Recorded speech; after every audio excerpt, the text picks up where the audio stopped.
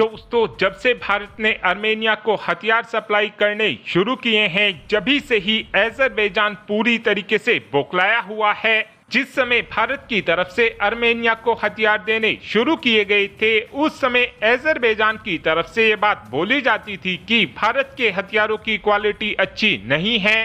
भारत इस समय जो हथियार बनाकर तैयार कर रहा है, उन हथियारों के अंदर भारत की तरफ से चोरी की टेक्नोलॉजी का इस्तेमाल किया जाता है। और जिस समय आर्मेनिया की तरफ से आकाश 1S डिफेंस सिस्टम भारत से खरीदा गया था, उस समय अजरबैजान की तरफ से बात बोली गई थी कि जो आर्मेनिया ने भारत से आकाश 1S डिफेंस सिस्टम खरीदा है, ये एक आउटडेटेड डिफेंस सिस्टम है।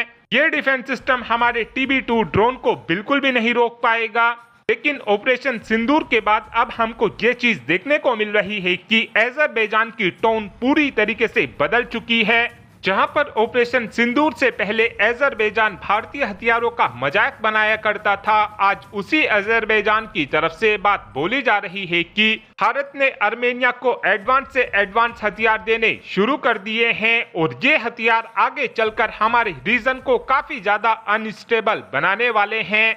और जैसे जैसे आगे चलकर भारत की तरफ से आर्मेनिया को और ज्यादा एडवांस हथियार देने शुरू किए जाएंगे, उसके बाद हमको ये चीज देखने को मिलेगी कि अजरबैजान की तरफ से भारत के खिलाफ प्रोटेस्ट भी करने शुरू कर दिए जाएं। और आप यकीन मानना, जिस दिन भारत की तरफ से आर्मेनिया को ब्रह्मोस मिसाइलों की सप्लाई करनी शुरू की जाएगी, उस दिन हमको ये चीज डेफिनेटली देखने को मिलेगी कि अजरबैजान चिल्ला चिल्लाकर पूरी दुनिया के सामने ये बात बोलेगा कि क्यों हमने कंगाल पाकिस्तान और तुर्की के साथ दोस्ती कर ली थी। आप खुद ही सोचकर देखिए कि जो इस समय तुर्की का दोस्त है, यानी कि पाकिस्तान, जब पाकिस्तान ब्रह्मोस मिसाइल को नहीं रोक पाए, तो आगे चलकर अजरबैजान कैसे ब्रह्मोस मिसाइलों को रोक पाएगा।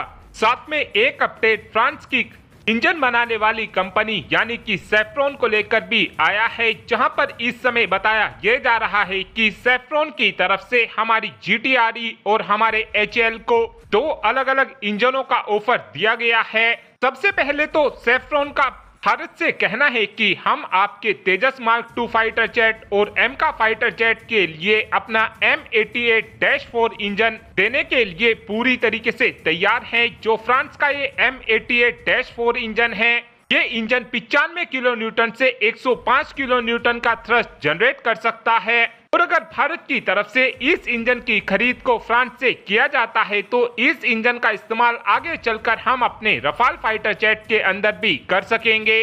सेफ्रॉन की तरफ से जो दूसरा इंजन का ऑफर भारत को दिया गया है, उस ऑफर के तहत फ्रांस की कंपनी सेफ्रॉन का भारत से कहना है कि हम भारत के MK फाइटर जेट के लिए 120 किलो न्यूटन थ्रस्ट जनरेट करने वाला इंजन भी बनाने के लिए पूरी तरीके से तैयार हैं। और इस नए इंजन को लेकर सेफ्रॉन की तरफ से ये बात भी बोली गई है कि आगे चलकर अगर भारत MK फाइटर जेट में लगने वाले इंजन का इस्तेमाल अपने तेजस मार्क 2 फाइटर जेट में करना चाहेगा, तो उस कंडीशन में इस इंजन के थ्रस्ट आउटपुट को घटाकर भारत इस इंजन का इस्तेमाल काफी आसानी से अपने तेजस मार्क 2 फाइटर जेट के अंदर भी कर सकेगा। और अब आप ही कमेंट कर बता सकते हैं कि क्या हमको आर्मेनिया को अब ब्रह्मोस मिसाइलों की सप्लाई करनी शुरू करनी चाहिए, हाँ या फिर ना। इस बात का आंसर आप कमेंट बॉक्स में दे सकते हैं। Thanks for watching this video. Have a good day.